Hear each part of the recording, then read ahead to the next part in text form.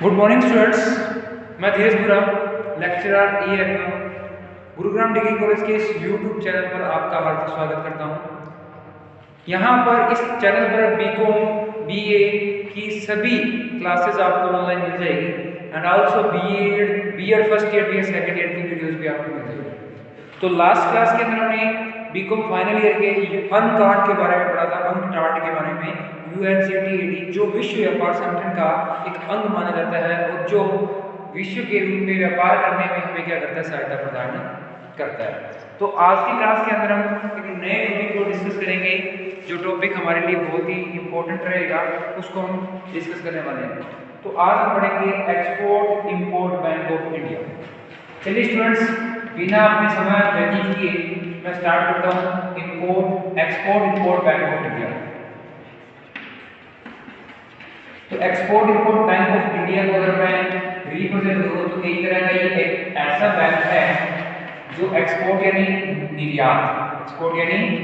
निर्यात और इंपोर्ट यानी आयात दोनों से संबंधित बैंक का लेन देन करता है। तो ये बेसिकली निर्यात और आयात दोनों तरह के लेन देनों को क्या करता है, सम्मिलित करता है। तो आज की क्लास में हम निर्यात और आयात के दृष्टिकोण को अच्छे से समझेंगे और फिर आपको बताएंगे कि कैसे ये हेल्पफुल है इंटरनेशनल ट्रेड में। तो सबसे पहले हमें किसी भी चीज़ को समझना है तो सबसे पहले इसके वर्ड को समझना पड़ेगा। वर्ड तो समझ में आ गया, अब हम बात करते हैं एक्सपोर्ट इंपोर्ट के लिए सरकार ने कौन से प्रयास किए। तो सबसे पहले इसका एक एक्ट बना हुआ है, एक्सपोर्ट इंपोर्ट एक्ट बना हुआ है। 1981 में इसका एक अधिनियम बना, निर्यात आयात अधिनियम। निर्यात आयात अधिनियम 1981 में बना है। कब बना है स्टूडेंट्स? 1981 में।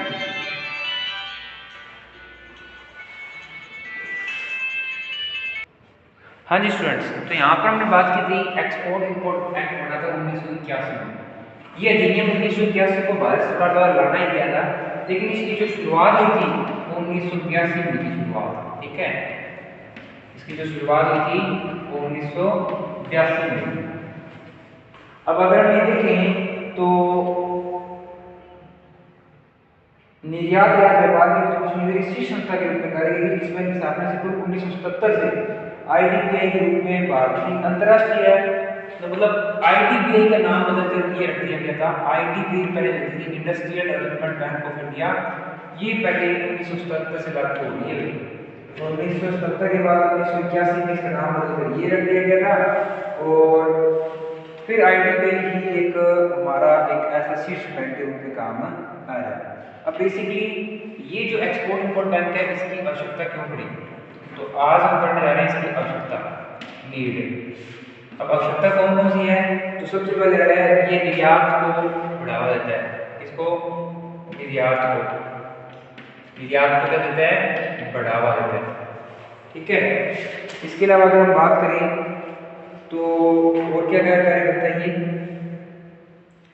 कि निर्यात को बढ़ावा देता है, साथ ही साथ ये निर्यात को बढ़ावा देता है, साथ ही साथ ये विदेशी आयातकों को ऋण प्रदान करता है, आयातकों को ऋण भी प्रदान करता है। अगर उनके पास कोई पूंजी की कमी आ गई तो आयात को ऋण की सुविधा देने का काम भी कौन करता है, यही हमारा बैंक करता है। इसके अलावा स्टूडेंट्स अगर बात करें तो विदेशी सरकार ने वित्तीय संस्थाओं को 60 सुविधाएं प्रदान करता है। क्या करता है, 60 सुविधाएं प्रदान करता है, 60 सुविधाएं प्रदान करने की दृष्टि से ये क्या है, अति महत्वपूर्ण है, ठीक है। इसके अलावा अगर हम बात करें तो ये एक संयुक्त साहस के रूप में भी कार्य करता है। फोर्थ नंबर अगर मैं बात करूँ तो संयुक्त साहस के रूप में प्रयोग आता है। मतलब अगर दो देश आपस में मिलकर कोई व्यापार करना चाहते हैं तो वो संयुक्त साहस के उद्देश्य से आपस में व्यापार कर सकते हैं। इससे क्या होगा, व्यापार में मेल जोल बढ़ जाएगा, व्यापारिक तरीके बढ़ेंगे, इसी तरीके से ये हो सकता है। और इसके अलावा अन्य आवश्यकताओं के रूप में अगर बात करें तो गारंटी भी प्रदान करती है। जो निर्यात निर्यात करने में सुविधाएं हो सकती है, तो निर्यात में छूट प्रदान करना, ठीक है, कोई सहायता प्रदान करना, ऋण की सुविधा करना, वित्त की सुविधा करना, वित्त सहायता उपलब्ध करवाना, ये सब इसकी क्या है, आवश्यकता है। इन्हीं आवश्यकताओं को देखते हुए IDBI 1977 से लागू हो रहा था, जिसका नाम आपने बदलकर export import bank of India कर दिया गया था। अब अदर हम कह रहे हैं कि capital and other resources of Exim bank, इसको अब हम बात करते हैं एक्सिम बैंक के other resources, capital and other resources of Exim bank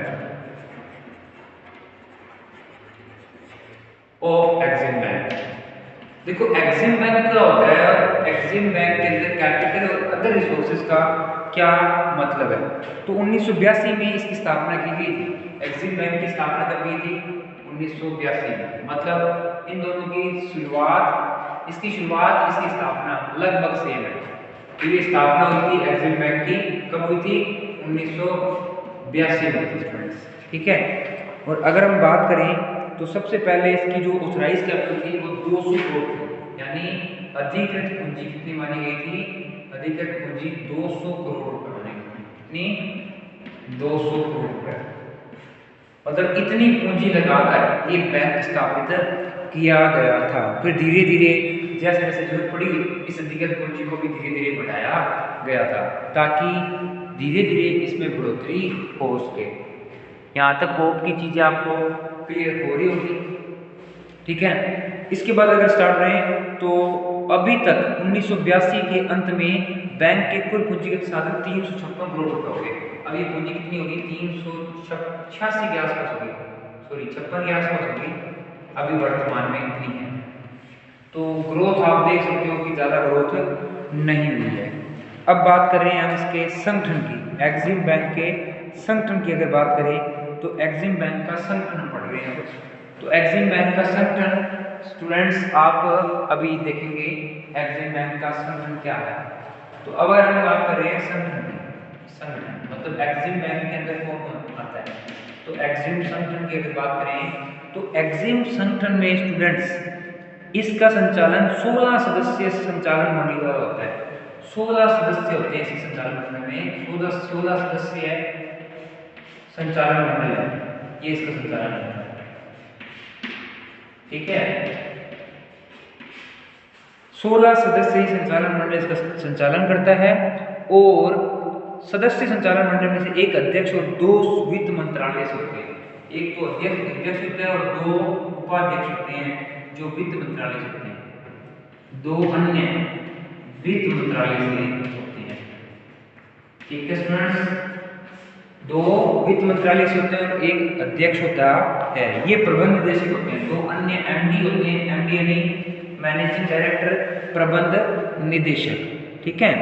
और अलग अलग बैंकों से अलग अलग प्रतिनिधि आते रहते हैं, एक विदेश मंत्रालय से, वाणिज्य मंत्रालय से, उद्योग मंत्रालय से, RBI से, SBI से, IDBI से, हर एक से 2 प्रतिनिधि आते रहते हैं, तो इसका संचालन किया जाता है। उसको मुख्य रूप से 6 समूहों में बांटा गया है। कितने समूह में बांटा गया है? 6 समूहों में इसको बांटा गया है। तो ये 6 समूह कौन कौन से हैं? सबसे पहले आता है हमारे पास परियोजना, व्यापार और प्रशासन। तो परियोजना, दूसरा आता है व्यापार, तीसरा आता है प्रशासन, ठीक है। इसके अलावा आता है समुद्र पारीय योजना और समन्वय, समुद्र पारीय योजना और समन्वय, ये सारे शामिल होते हैं, ठीक है स्टूडेंट्स। तो ये मुख्य रूप से एक्सपोर्ट इंपोर्ट बैंक की मुख्य रूप से भूमिका रही है। यहाँ पर आपको स्लाइड नहीं दिख रही होगी, थोड़ा सा मैं इधर कर देता हूँ, स्लाइड दिख रही होगी। यहाँ तक चीज़ें आपको क्लियर हो रही होगी स्टूडेंट्स। ये हमारा एक्सपोर्ट इंपोर्ट बैंक है जिसको हमने आज की क्लास के अंदर डिस्कस किया है। इसके अलावा अगर मैं बात करूँ तो इसको संगठन को अगर मैं इसको देखना चाहूँ तो बेसिकली 6 समूह बनाए गए हैं। तो ये सारे कार्यकारी निर्देशक है, क्या है?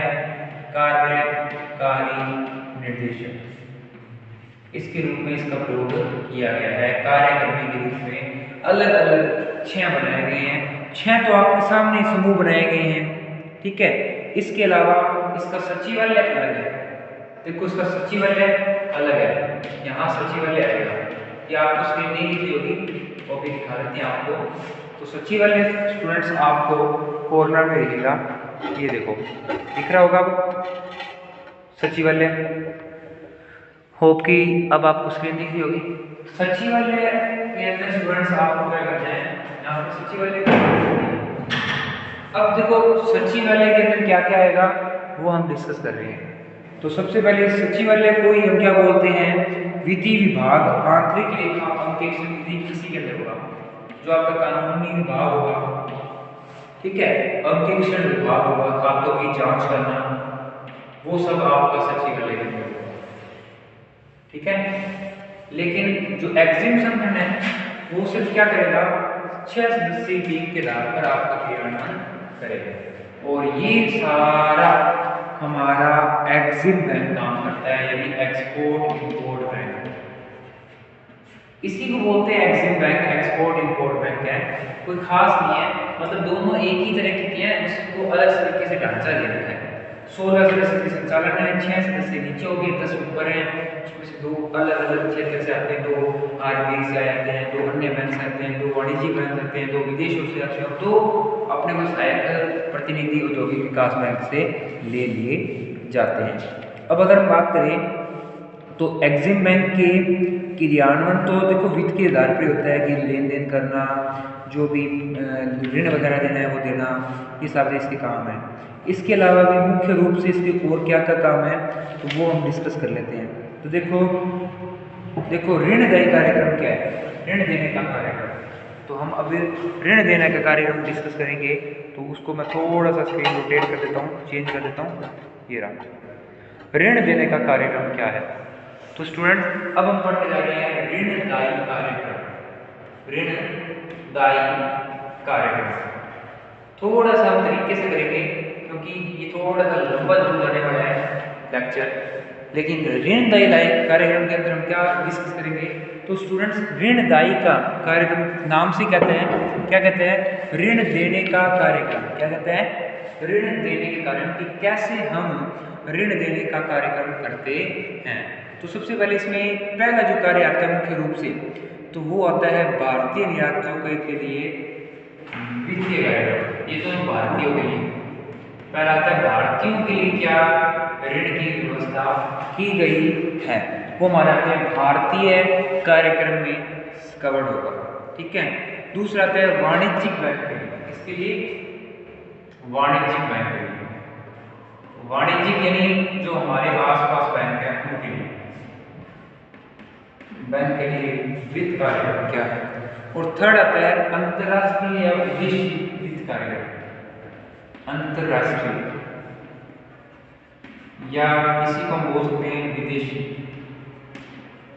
ये 3 तरह के ऋण कार्यक्रम चलाए जाते हैं, ठीक है।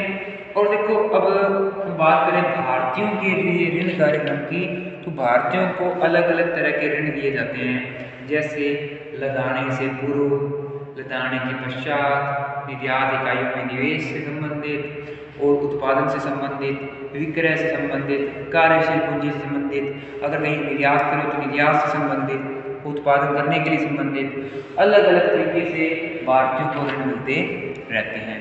अब हम बात करते हैं वाणिज्यिक बैंकों की, तो वाणिज्यिक बैंकों को किस तरीके के ऋण मिलते हैं, तो सबसे पहले उनको मिलता है आपूर्तिकर्ताओं के लिए, कि भाई ये आपूर्तिकर्ताओं को ऋण प्रदान कर सके, तो इनको भी कुछ ना कुछ ऋण होनी चाहिए बड़ी मात्रा में, ताकि ये आसानी से ऋण दे सके। निर्यात बिल अगर कोई ले आए तो उस पर जमानत के तौर पर उनको ऋण देना, तो वो भी वाणिज्यिक बैंक के माध्यम से दिए जाते हैं।